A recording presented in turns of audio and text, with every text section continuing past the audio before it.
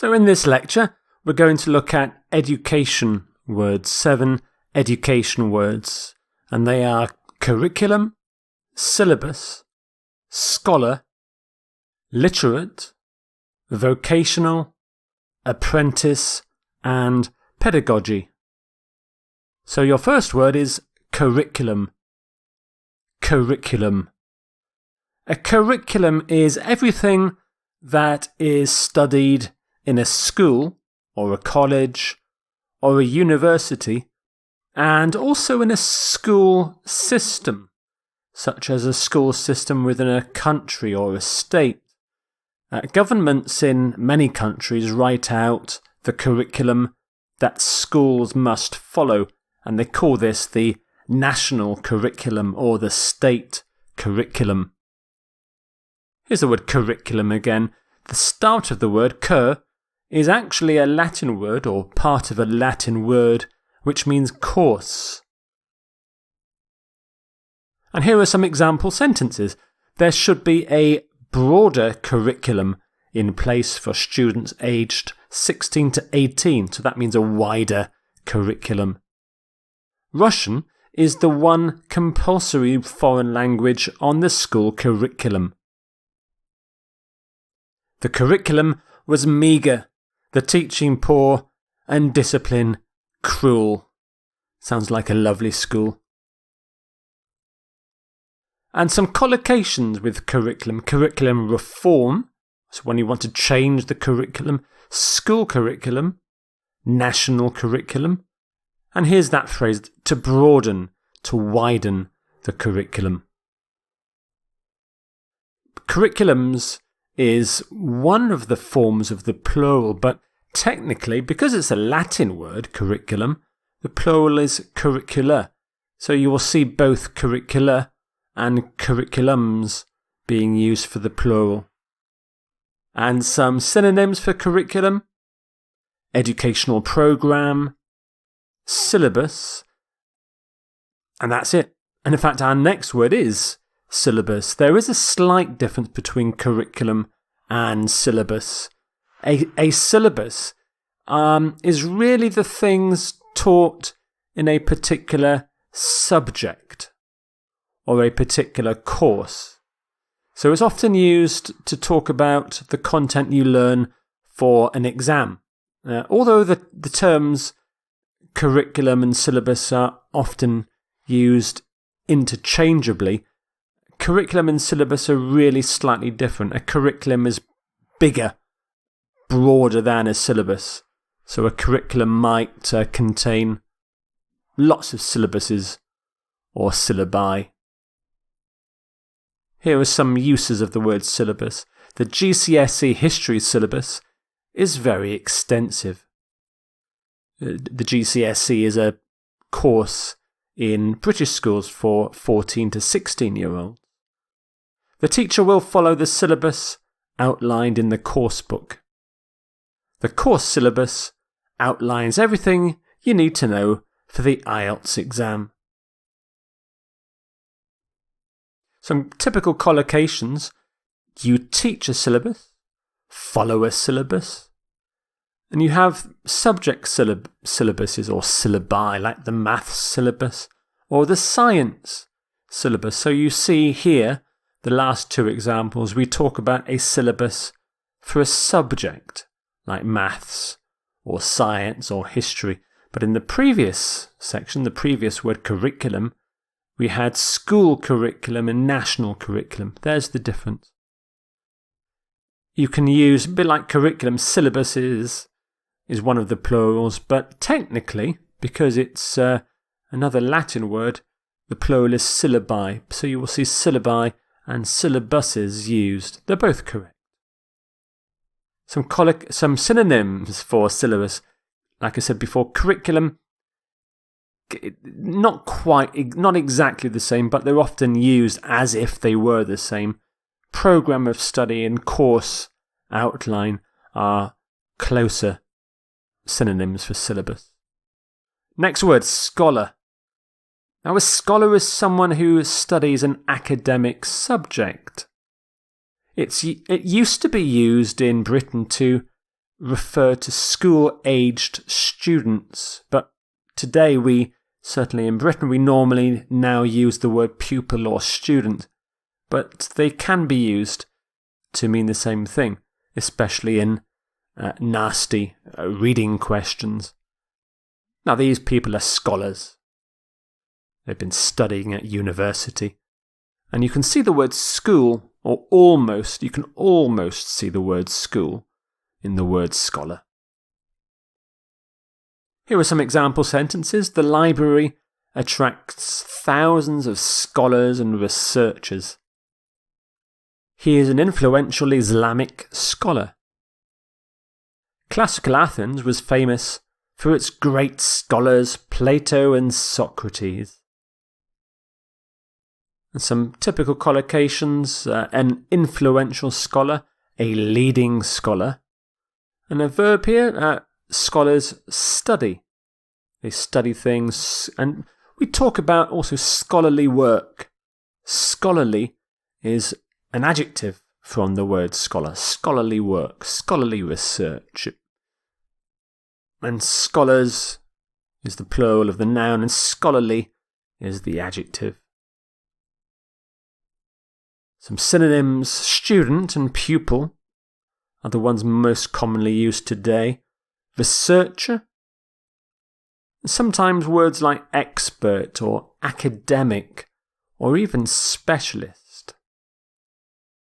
Your next word is literate. Literate. Someone who is literate can read and write, but it's often used more generally to refer to a well-educated person, a literate person. But here's a girl, she can read, she can write, she's literate. And at the start of the word, litter. This actually suggests someone who is well-educated, someone who is learned. And it's often used with books, as we'll see later, but you can see words like literature. Some example sentences. Well, 25% of the adult population are not fully literate. A literate population is vital for economic growth. He did not become literate until he was an adult. So he couldn't read and write until he was an adult. Typical collocations, a literate population, highly literate. But the opposite of that is barely literate. Barely. So if you don't have much literacy, you are barely literate. Financially literate. This one suggests expertise in a particular area. So if you're well educated, if you're an expert in finance and financial matters, you're financially literate. You could also be scientifically literate. And from the word literate comes the word literacy. So literate is an adjective, literacy is a noun. We talk also about a literacy rate in countries. You can have the word literature, which of course is another noun referring to books. And the opposite of literate is illiterate. Illiterate. Some synonyms for literate. The first one is actually pronounced, you might think it's pronounced learned, but that's how we pronounce the verb. When it's used as an adjective, we say learned, learned. We actually pronounce the ED ending completely, which is quite unusual in English. Learned. A learned person is very literate. Educated. Cultured. Knowledgeable. Well-informed. And a more unusual synonym is this one, lettered. A lettered person. That kind of means a very well-educated person who has lots of qualifications. They have lots of letters after their name, but it often is, occasionally used to denote an educated person. Your next word is vocational.